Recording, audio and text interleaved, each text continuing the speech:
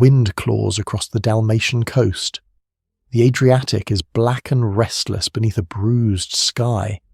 In a seaside villa, once a retreat of emperors, a dying man grips a dagger, not to defend himself, but to remind himself he still exists. His name is Julius Nepos, and history barely remembers him. To the school books, Rome fell 4 years earlier, in 476 AD, when the boy emperor Romulus Augustulus was dethroned. Yet the empire's heartbeat did not stop that day. Its last pulse lingered here in exile across the sea. For centuries, scholars have repeated a simple story. The barbarians stormed Italy, and the Western Empire collapsed overnight. But empires don't die in a single moment. They fade through betrayal, exhaustion, and the slow corrosion of loyalty. Nepos's life was that fading made flesh, a loyal servant of Rome abandoned by Rome itself. He had worn the purple, ruled from Ravenna, signed treaties, minted coins. Then his own general rose against him. Now, 4 years later, his assassins are at the door. With his death, the line of Western Caesars, stretching back to Augustus, will end in silence. This is the story of the emperor who outlived his empire, the last Roman whose murder closed 5 centuries of history. 2 decades before Nepos's death, the Western Roman Empire already lay in shambles. Its map looked like a body after dissection. Vital organs gone, only a fragile heart still beating in Italy. Africa, the empire's breadbasket, was ruled by Vandals who sailed its grain fleets as pirate kings. Gaul and Hispania were carved into Gothic, Suevic and Burgundian realms. Britain had vanished entirely from imperial control, its legions recalled and never replaced. Once mighty Rome was ruled not by emperors, but by kingmakers, generals who commanded mercenary armies and raised puppets to the throne. The most infamous was Flavius Ricimer, a man of barbarian blood but Roman training. As Magister Militum, master of soldiers, he was the empire's real engine of power, though law forbade him to wear the crown. For 16 years he made and unmade emperors like pieces on a board. He toppled Avitus, installed Majorian, murdered him when he proved too independent, and replaced him with the pliant Libius Severus. When that puppet died, Ricimer ruled alone until Emperor Leo in Constantinople intervened, sending his own candidate, Anthemius, to restore order. Anthemius was brave and cultured, a Greek who dreamed of reuniting East and West. But Ricimer could not stomach an emperor he did not control. Their alliance, sealed by marriage, collapsed into civil war. In 472, Ricimer besieged Rome itself, stormed the city, and executed his own father-in-law inside a church. 40 days later, Ricimer was dead, stricken by a sudden hemorrhage, his empire within an empire collapsing with him. The West had bled out nearly all its talent and wealth. Into that vacuum would step a new figure, Julius Nepos, a provincial nobleman whose brief rise would become Rome's final act. The empire he would inherit was no longer a living organism. It was a ghost haunted by its own institutions, a senate still meeting in marble halls, an army paid in promises, and a people praying that someone, anyone, might stop the darkness pressing in from every border. As 476 approached, no one yet knew that the fate of Rome would hinge not on a battle, but on one man's exile by the sea. By the early 470s, the Western Empire was a wounded animal staggering toward extinction.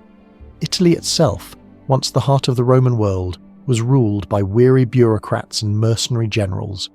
The emperor's throne in Ravenna sat cold and uncertain. The man who had dominated Western politics for a generation, Ricimer, was dead, and with him died the last illusion of control. Into this void stepped Gundobad, Ricimer's nephew, a Burgundian prince who had learned his uncle's methods all too well. He inherited both the title of Magister Militum and the habit of treating emperors as disposable tools. Within months, he installed his own candidate on the Western throne, Glycerius, commander of the Imperial Guard. Glycerius was not chosen for vision or valour, only for obedience. He was the latest in a line of palace creatures raised up to keep the army docile and the Senate distracted. But the illusion fooled no one. Across the Adriatic in Constantinople, the Eastern court viewed this puppet regime with disdain. Emperor Leo I, who still saw himself as the guardian of Roman unity, was disgusted. The West had become an embarrassment, a place where barbarians crowned their own emperors while pretending to serve Rome. Leo decided that if the empire was to survive at all, it needed one last reform, one last true Roman on the throne of the West. That choice was Julius Nepos. Nepos was not a politician born in marble halls, but a soldier forged on the frontier. His uncle Marcellinus, one of the last independent Roman warlords, had ruled Dalmatia as his private domain, loyal to Rome but hostile to the corrupt rulers in Italy. After Marcellinus's murder, Nepos inherited his uncle's command, his army and his ambition.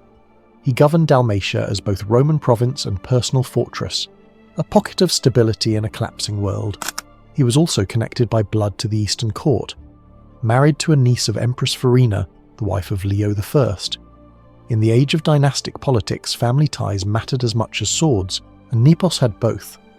To the Eastern emperors, he looked like the perfect instrument, Roman by blood, imperial by marriage, and militarily independent from the factions that poisoned Italy. In the spring of 474 AD, the plan was set in motion. Emperor Leo I had died, leaving the Eastern Empire to his successor, Zeno. Zeno endorsed Leo's choice, and Nepos was granted a fleet, an army, and the authority of the East to reclaim the West. His mission was simple in theory: sail to Italy, depose the usurper Glycerius, and restore lawful rule under Constantinople's blessing. In practice, it was the last roll of the dice for the Western Roman Empire. When Nepos's ships appeared off the Italian coast, the resistance evaporated. Gundobad, Glycerius's Burgundian patron, abandoned his puppet and fled north to claim the throne of his own people. Left alone in Ravenna, Glycerius surrendered without a fight. Nepos spared his life, but not his pride. He stripped him of the purple and made him Bishop of Salona, effectively exiling him to the very province Nepos had ruled. It was a gesture of mercy laced with irony. The dethroned emperor would live under the watch of the man who had replaced him. Their paths would cross again, and not peacefully. On June 24th, 474, Julius Nepos entered Rome in triumph. He was acclaimed Augustus, the title borne by emperors for 500 years. The Senate bowed, the soldiers cheered, and gold coins were struck with his name: Dominus Noster Julius Nepos Pius Felix Augustus. For the last time in history, a Western Roman emperor was crowned in the Eternal City itself.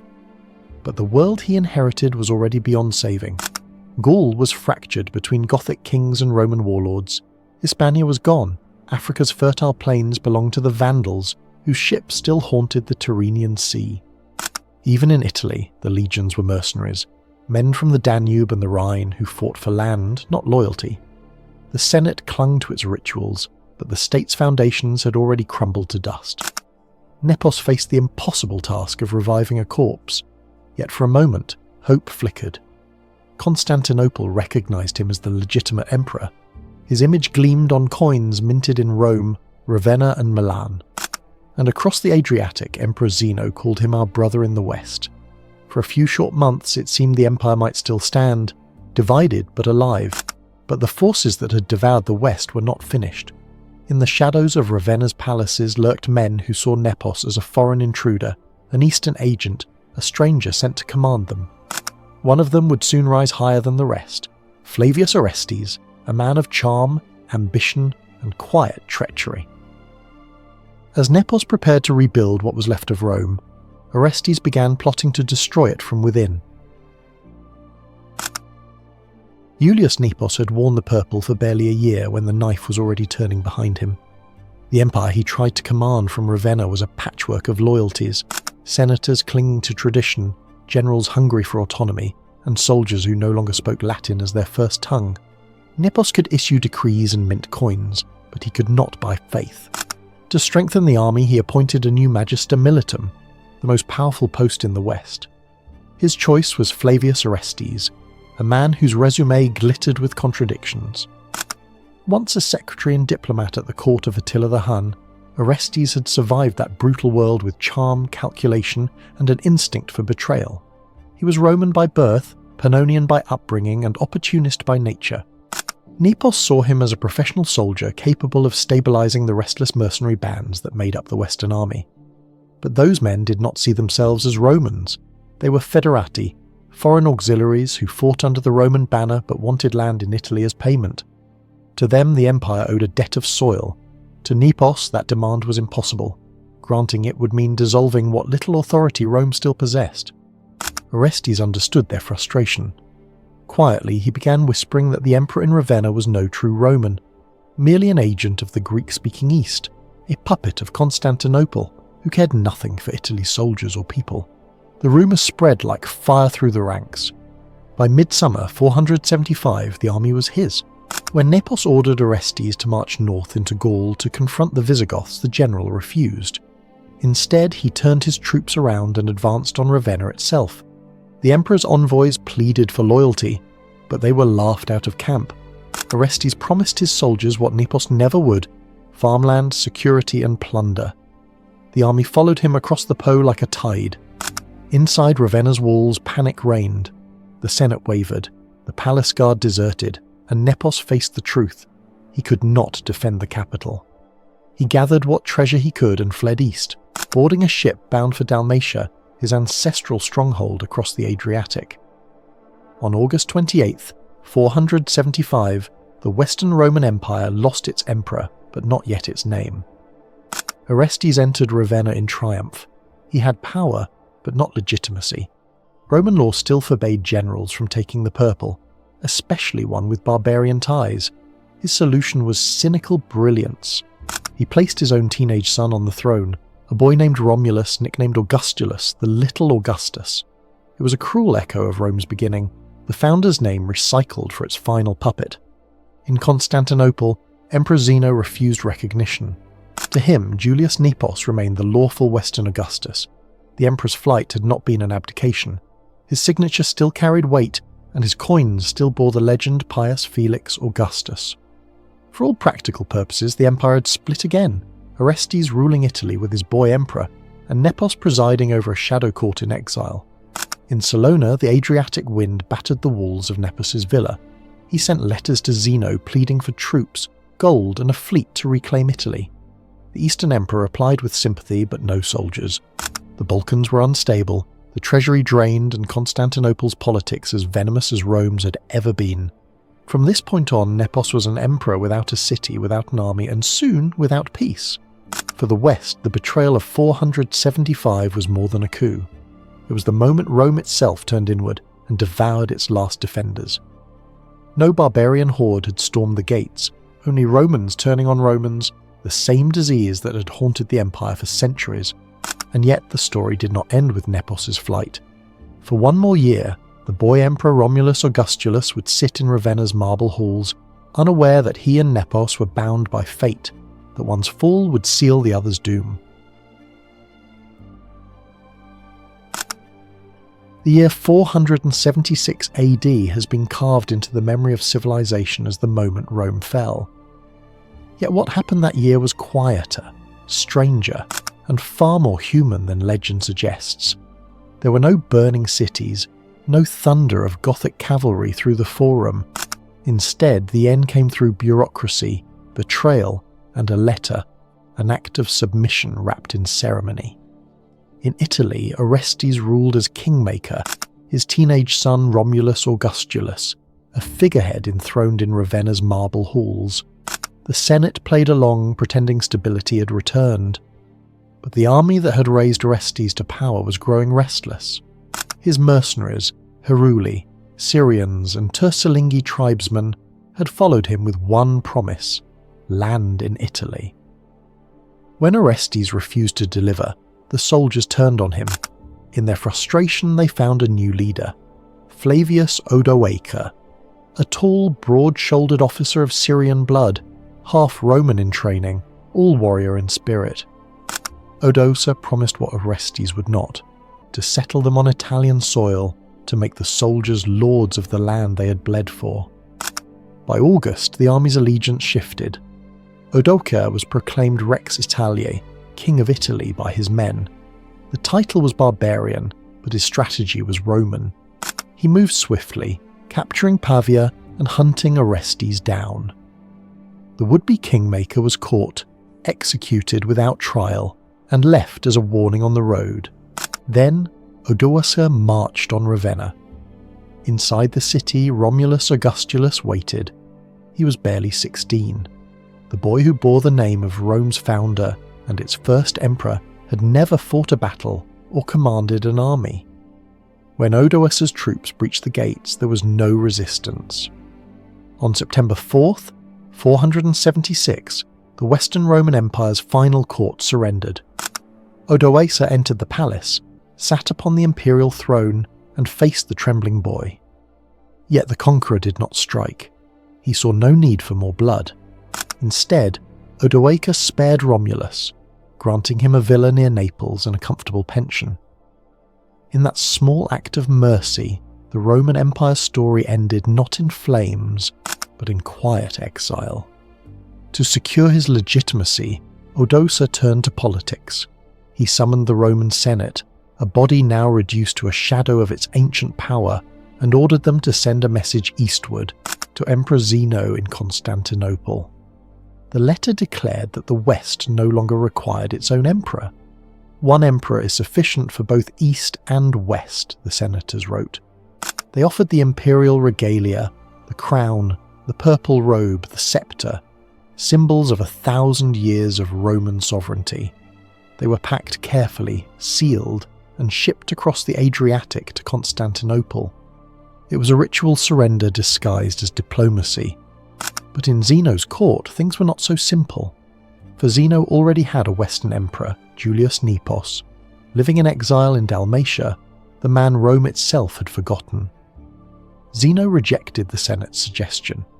He admonished them for abandoning Nepos and instructed Odoacer to govern Italy in the name of the rightful emperor. Odoacer accepted the fiction. It cost him nothing. He minted coins bearing both Zeno's and Nepos's names, symbols of unity that fooled no one. On paper, Nepos still ruled the West. In reality, Odoacer controlled Italy, the Senate, and the army. The empire had become an illusion, a legal ghost flickering on the coins of men who no longer believed in it. In Dalmatia, Nepos watched from across the sea. To him, this was temporary. The betrayal of Orestes, the boy emperor's usurpation, even Odoacer's rebellion, all could still be reversed. He imagined a Roman fleet landing in Ravenna, his banners restored, his authority reclaimed. For 4 years he clung to that dream, writing letters to Zeno, raising troops, and planning a return that would never come. Meanwhile, Odoacer ruled Italy wisely enough to win support. He maintained Roman laws, preserved the Senate's dignity, and paid homage to the Eastern Emperor. The people, exhausted by chaos, accepted him. To most Italians, it no longer mattered who wore the purple, only that taxes were collected, the roads stayed open, and the harvest continued. And so, in 476 AD, the Western Roman Empire did not explode. It simply exhaled. A world of legions, senators, and emperors gave way to kings, bishops, and warlords. The Western throne was empty, yet its shadow still stretched across the sea to Dalmatia, where Julius Nepos called himself Augustus and waited for the East to remember him. The Roman Empire had not yet died. It was a patient on life support, its heartbeat faint, its body divided, its soul clinging to a promise made long ago. But even as Nepos plotted his return, forces within his own walls were preparing to silence him forever. Across the Adriatic Sea, Italy was now ruled by a barbarian king. Yet in the crumbling Roman villa at Salona, one man still called himself Augustus. His name was Julius Nepos, and he refused to believe that Rome had fallen. From the marble terraces of his coastal palace, Nepos could see the same horizon once watched by his uncle Marcellinus, a sea that had carried emperors, legions, and glory for centuries. He had lost Italy, but not legitimacy. The Eastern Emperor Zeno still recognized him as the true ruler of the West. His image still appeared on coins minted in Odoacer's Italy. His name, Dominus Noster Julius Nepos Pius Felix Augustus, still shone on gold solidi struck for an empire that existed now only in theory. But what does power mean when it cannot be enforced? Nepos's domain was a fraction of the empire he once governed. Dalmatia, rugged and remote, was beautiful but barren, a place of mountains, fishermen, and scattered Roman forts. It was a refuge, not a kingdom. Yet within its stone walls, Nepos tried to rebuild something resembling an imperial court. He surrounded himself with loyal senators, exiled officers, and courtiers who still believed that Rome's authority could be revived. They called his residence the Palatium, though it was little more than a villa fortified with memories. Inside, faded frescoes of emperors past, Constantine, Theodosius, Honorius, seemed to watch over a ruler whose empire had become an echo. Every morning Nepos dressed in imperial purple, held brief audiences and issued decrees stamped with his seal. He signed them with the same formula his predecessors had used for centuries, given at Salona in the consulship of our reign. The rituals continued, but they rang hollow. The messengers who once carried imperial orders across continents now travelled only to nearby fortresses. The legions that once defended the Rhine and the Danube no longer existed. Still, Nepos believed. His letters to Zeno pleaded for reinforcements to reclaim Italy. The tone was formal, never desperate, as if the old machinery of empire still functioned. "Restore to me what is mine by right," he wrote, "so that the Roman name may not perish from the West." Zeno's replies were polite but distant. The Eastern Empire had its own troubles, rebellions in Isauria, court conspiracies, and a treasury stretched thin. Zeno had neither the will nor the resources to send armies westward again. To Constantinople, Nepos was useful as a symbol, a legal emperor whose existence kept the illusion of unity alive. But in reality, he was a relic, an emperor of paper and memory. Outside the walls of Salona, a new world was rising. Odoacer ruled Italy efficiently, issuing laws in the name of Zeno and Nepos alike. To most Romans, this arrangement was acceptable. Taxes were collected, trade flowed, and peace, something the West had not known in decades, returned. For ordinary citizens, it mattered little who claimed to be emperor. The empire had become an idea more than a government. But in Dalmatia, Nepos could not accept this quiet death of history. He began to raise troops, small bands of soldiers loyal to his name, veterans from the eastern provinces, and even a few Gothic mercenaries willing to serve for gold. He trained them personally, walking among the ranks, his purple cloak trailing over the dust. His officers spoke of a new campaign, a march across the sea to restore the Western throne.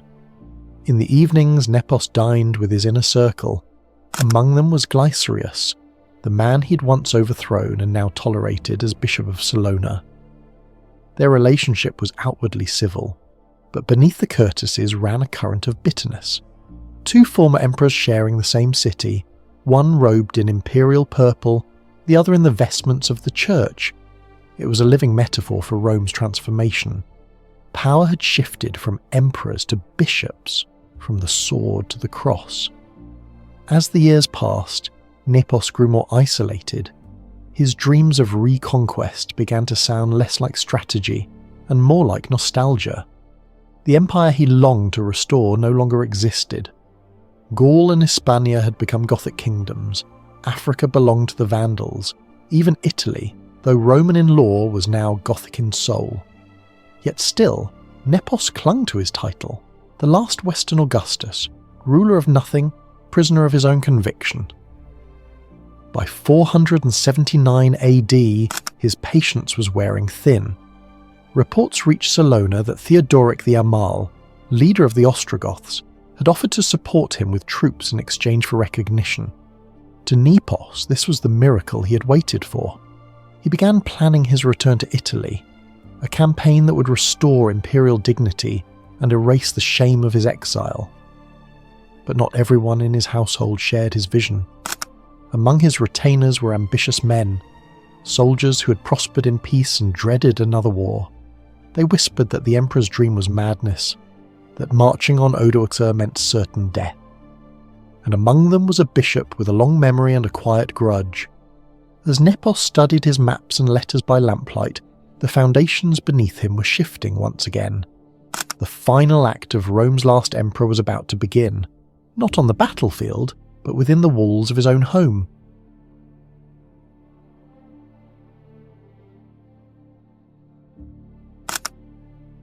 In the spring of 480 AD, the Adriatic winds carried unease through Dalmatia.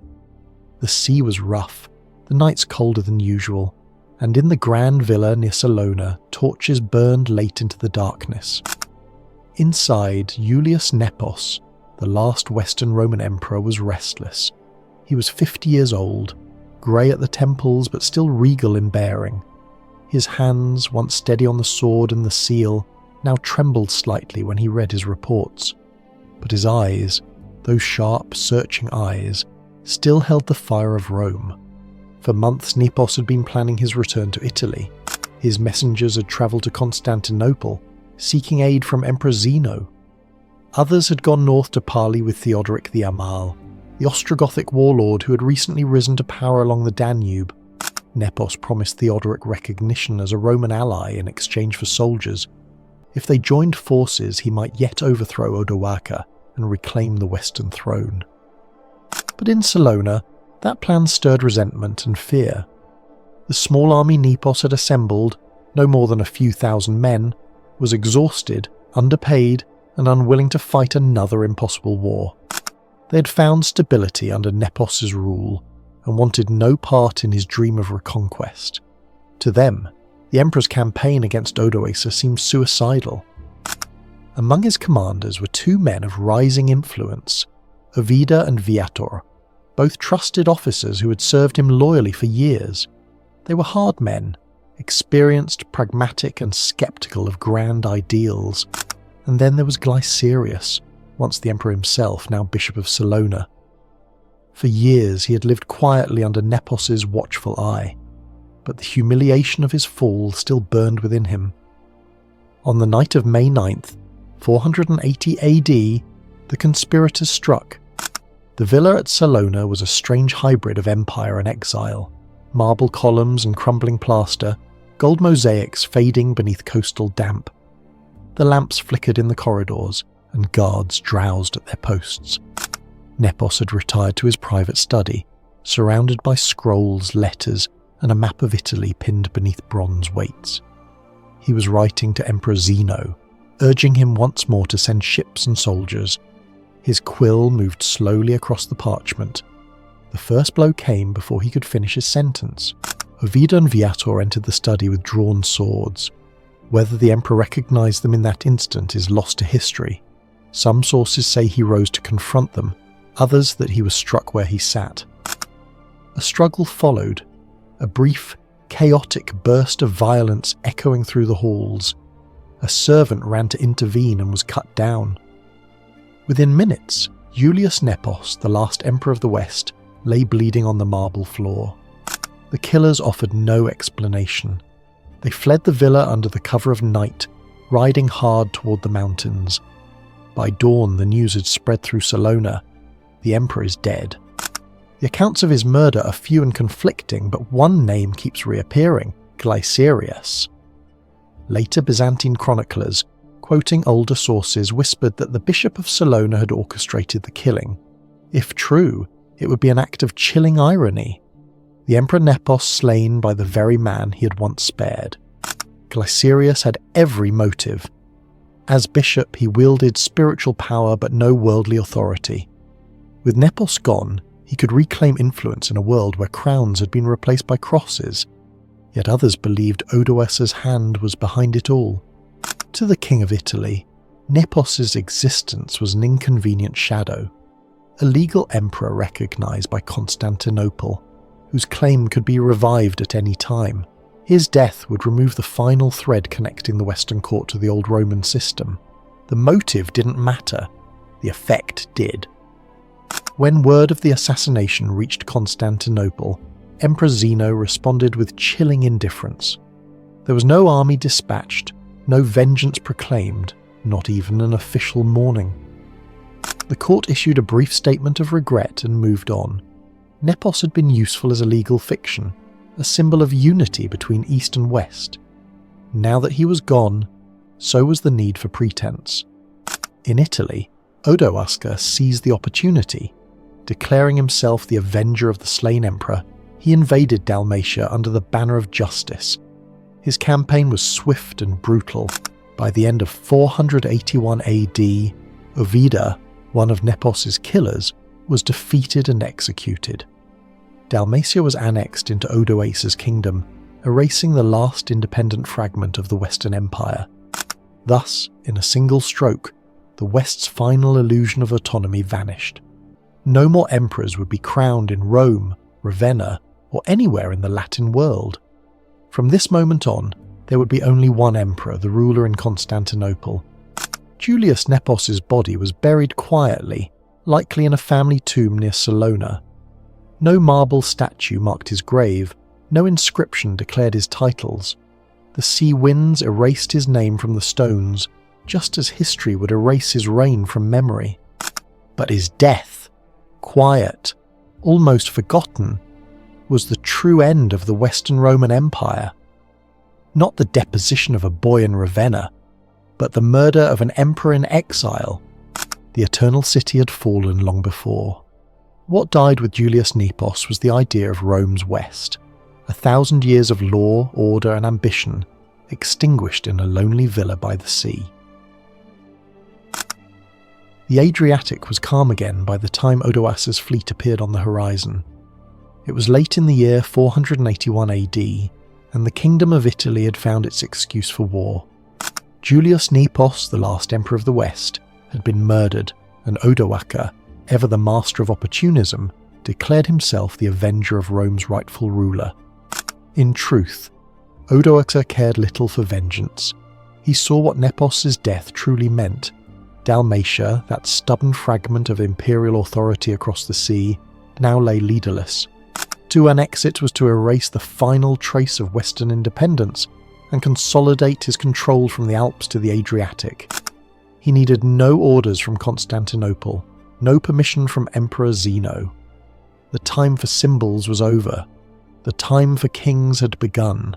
His army crossed swiftly. The campaign was brief, almost surgical. Ovida, one of Nepos's assassins and self-proclaimed governor of Dalmatia, rallied a few thousand men near Salona. But without the legitimacy of the emperor he had slain, his cause was hollow. Odoacer's veterans, hardened from years of warfare in Italy, crushed the resistance with ruthless efficiency. On December 9th, 481 AD, Ovida was captured and executed.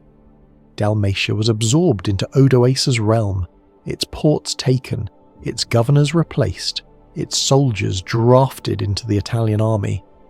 For the first time since the division of the empire a century earlier, the West was united under one ruler, though that ruler was no emperor and no Roman. Odoacer's consolidation marked something extraordinary: the final administrative extinction of the Western Roman Empire. No separate bureaucracy, no imperial mint, no senate sitting under Western auspices. Nothing remained but the echo of old titles. And yet, in a paradox worthy of Rome's long history, Odoacer governed as though the empire still existed. He retained its structures, its rituals, even its illusion of unity. Laws continued to be issued in the name of Emperor Zeno. The Senate convened in Rome, debating edicts and taxation, as if the imperial line had not ended. Odoacer himself took the title Patricius, the rank Zeno had granted him, and styled himself King of Italy by the grace of God. He ruled as both monarch and Roman administrator, bridging two worlds that were slowly drifting apart. For the common people, the transition was barely noticeable. The tax collectors still came, the roads were still maintained, and justice was still dispensed by Roman magistrates. Only the banners had changed, from imperial purple to Odoacer's royal standard. The empire, as an idea, refused to die. It simply wore a new face. In Constantinople, Zeno watched these events unfold with weary pragmatism. He did not protest the annexation of Dalmatia. Nepos had been a useful pawn, but his death resolved a problem the Eastern Court had long dreaded. As long as a Western Augustus lived, the illusion of a divided empire had to be maintained. Now, with Nepos gone, the fiction could finally end. Zeno quietly absorbed the Western title himself, declaring that the empire was once again united under a single ruler, though, in truth, that unity existed only on parchment. For scholars and senators, the implications were monumental. The Western Roman Empire, the state founded by Augustus Caesar 5 centuries earlier, ceased to exist as a political entity. No successor was appointed. No imperial ceremony marked its end. The West simply faded out of the record, absorbed into the Eastern system that would in time become something entirely new, the Byzantine Empire. Yet Odoacer's actions ensured that the transition was almost seamless. He kept Roman institutions alive even as he ruled them as a barbarian king. The Senate still issued decrees. The consuls still marked the years. In 482, coins were struck in Rome bearing both Odoacer's authority and the names of Zeno and, for a short while longer, Julius Nepos. These coins, hybrids of two worlds, were the final currency of an empire that no longer existed.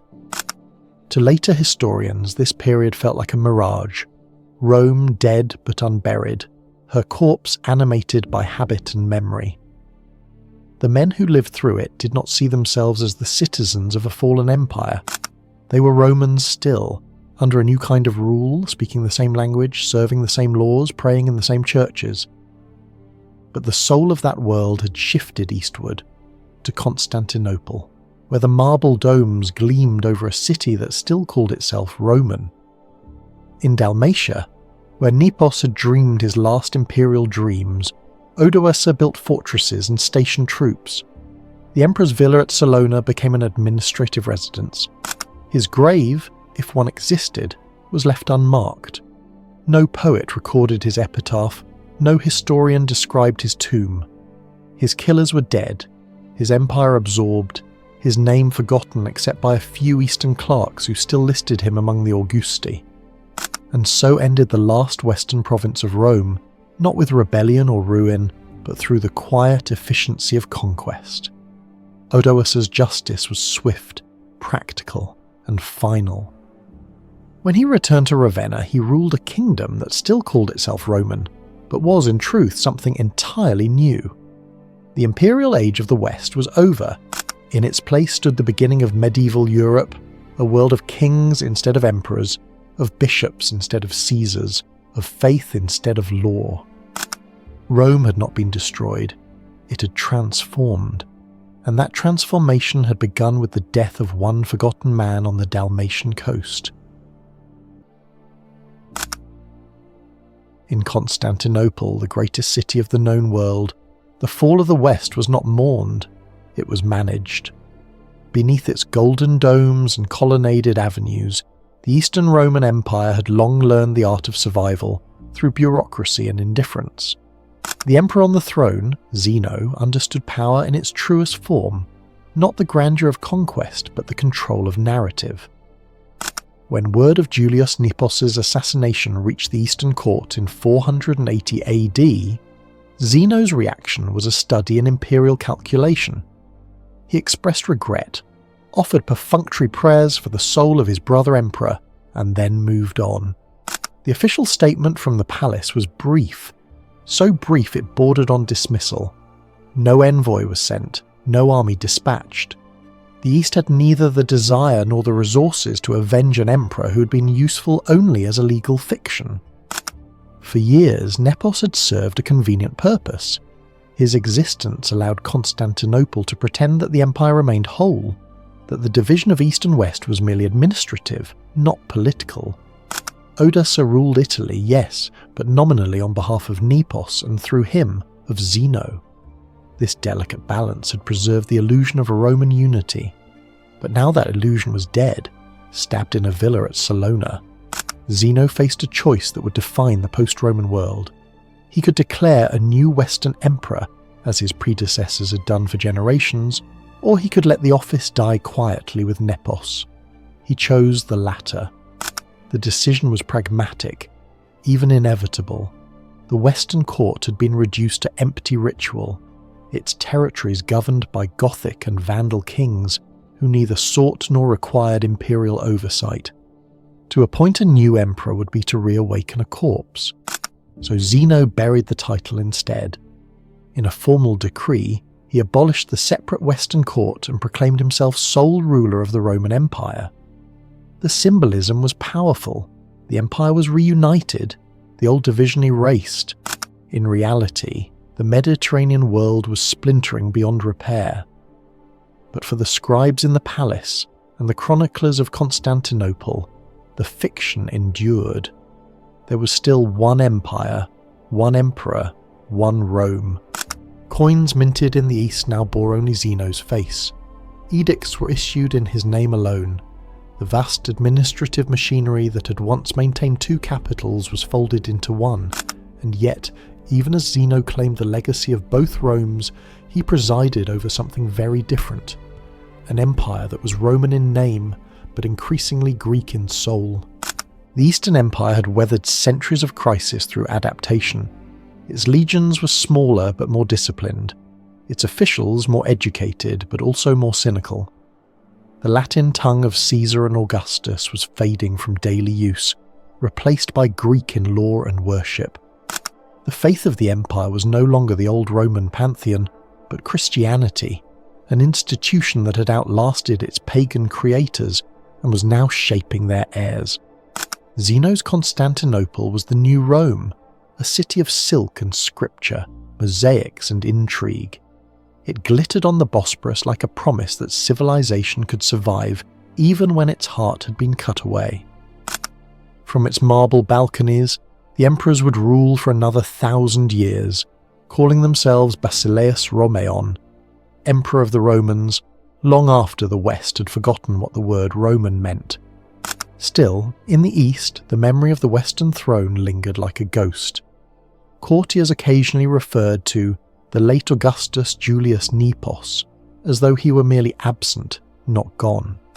Some even proposed new candidates for the office, a gesture of nostalgia rather than necessity. But Zeno never entertained them. In private, he is said to have remarked, "One emperor is enough for one empire." The decision rippled outward. It legitimized Odoacer's reign in Italy and unintentionally set a precedent for the world that would follow. From that point forward, kings and popes, dukes and bishops all traced their authority not to a living emperor in the West, but to the absence of one. The vacuum Zeno allowed to form would become the foundation of medieval Europe, a patchwork of kingdoms born from the corpse of an empire. For historians, Zeno's inaction marked the quiet funeral of the Western Roman state.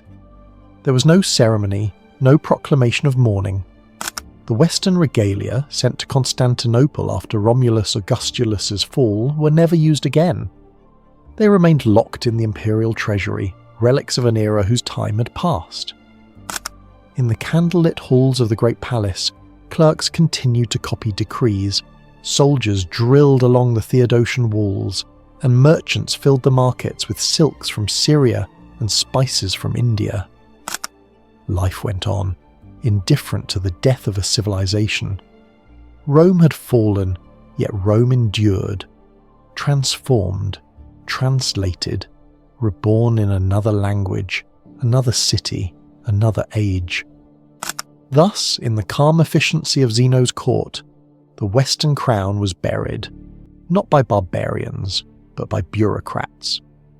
The empire's collapse was not the work of swords, but of silence. From this point forward, there would be no two Romes. Only one remained, facing east, glittering over the waters of the Bosporus, while in the west, the last echoes of empire faded into legend.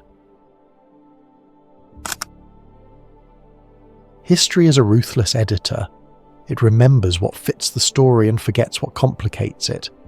For 15 centuries, school books and chronicles have told us that the Western Roman Empire ended in 476 AD with the fall of the boy emperor Romulus Augustulus. The narrative is simple, poetic, and satisfying.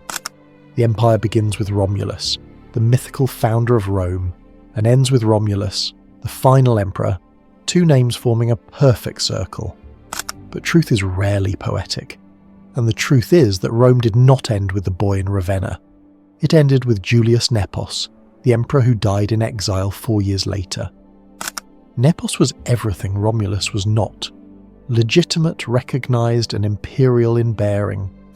He was appointed by Constantinople, crowned in Rome, acknowledged by the East, and still ruling, at least in name, when Odoacer and Zeno corresponded about the future of Italy. Yet when the history of the West was written, Nepos's name was quietly erased. Why? Part of the answer lies in the nature of memory itself. History loves grand finales, moments that feel inevitable, scenes that can be painted in a single stroke. Romulus Augustulus's deposition fit that need perfectly. A boy emperor surrendering his crown to a barbarian king. It was theatre, a symbolic ending worthy of Rome's mythic stature. Julius Nepos, by contrast, died in obscurity. There were no legions at his side, no senators recording his last words, no chroniclers to glorify his reign. His murder in a coastal villa was too small, too personal, too anticlimactic for the sweeping tragedy historians wanted.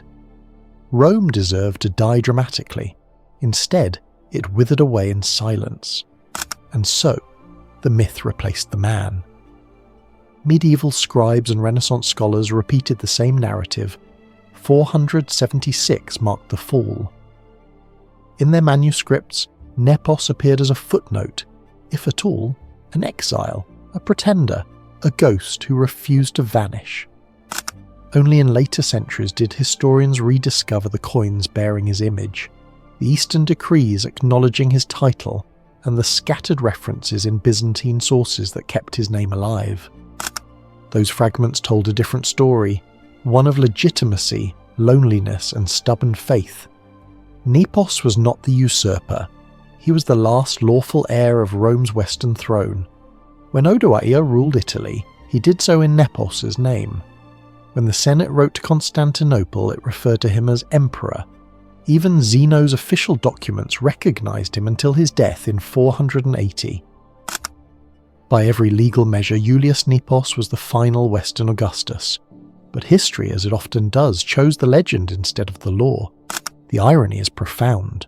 Romulus Augustulus, the boy who never ruled, became immortal. Julius Nepos, the emperor who refused to surrender, became invisible. The first was remembered for losing an empire he never controlled. The second was forgotten for preserving its dignity to the very end. Yet there is something deeply Roman in Nepos's obscurity. For centuries, Roman emperors had been assassinated, exiled, or erased from inscriptions by decree, damnatio memoriae, the condemnation of memory. Nepos did not suffer such punishment by law. He suffered it by neglect. His death coincided with the world's exhaustion.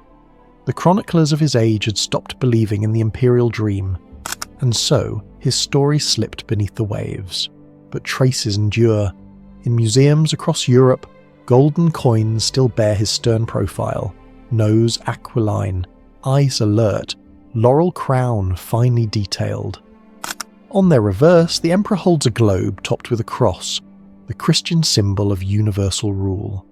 These coins are more than relics. They are the final heartbeat of Roman authority in the West. Each one tells us that in 478, 479, even 480, Rome still existed. Not as a city or an army, but as an idea embodied in a single man. Julius Nepos's life was the bridge between two worlds, the classical and the medieval, the imperial and the Christian, the ancient and the forgotten. When he was murdered, no one realized that an entire civilization died with him. But the silence that followed was not merely absence, it was transformation. The West did not vanish, it evolved. The power once held by emperors would soon be claimed by popes, kings, and warlords. The legacy of Rome would be reshaped into the foundation of Europe itself. And in that long metamorphosis, from empire to Christendom, from Caesar to bishop, from Rome to Byzantium, the memory of Julius Nepos would remain, faint but unbroken. The man who lost his crown became the invisible thread linking the ancient world to the modern. In the end, perhaps his obscurity was fitting. Rome did not fall with thunder. It faded like the setting sun. And Julius Nepos, the last emperor of the West, was the man who watched the light go out.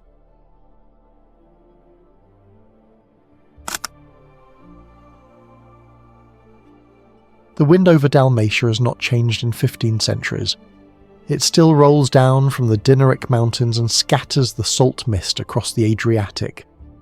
Somewhere beneath that wind, beneath the modern city of Split, lies the soil where Julius Nepos fell, the last man to wear the Western Roman purple. No monument marks his grave. No historian of his time wrote an epitaph. His death passed almost unnoticed, buried under the noise of a changing world. Yet his silence became the final sentence of the empire he served. When people speak of the fall of Rome, they imagine cataclysm, flames over the Forum, marble collapsing, legions defeated. But Rome did not die like that. It faded, through weariness, betrayal, and the erosion of memory. The end came not with armies but with apathy, not with conquest but with forgetting. Nepos's lonely murder in exile was the whisper that ended an age of thunder. And yet, Rome never truly ended. The city itself, scarred and shrunken, endured. The Colosseum became a fortress, the Senate House, a church, the broken aqueducts, fields for cattle. But the spirit of empire, its law, its language, its dream of universal order, spread outward like light through glass, illuminating the civilizations to come. Even in decay, the eternal city refused to vanish. Pilgrims still came to kneel at its shrines. Scholars still recited its poets. The new rulers of Europe, the kings and popes who inherited its mantle, still called themselves Romans in some form. From Charlemagne's coronation to the rise of the Renaissance, every age that sought greatness reached instinctively toward Rome's ghost. And behind that ghost stood Julius Nepos, the final custodian of an impossible ideal. He never regained his throne, but his refusal to renounce it kept the imperial flame alive long enough for others to reignite it. His exile transformed into a bridge between the old world and the new. Today his name is known only to historians, but his legacy lives everywhere. It lives in the arches of every European city, in the laws that still echo Latin reason, in the idea that order can survive chaos. It lives in the conviction that civilization once born can never be completely killed, only reborn in new forms. In that sense, Julius Nepos was not merely the last Roman emperor, he was the first citizen of Europe, a man standing at the crossroads of two worlds, watching one die and another awaken. And so the story ends where it began, on the shores of the Adriatic, where an emperor in exile looked toward the west and saw not ruin, but memory.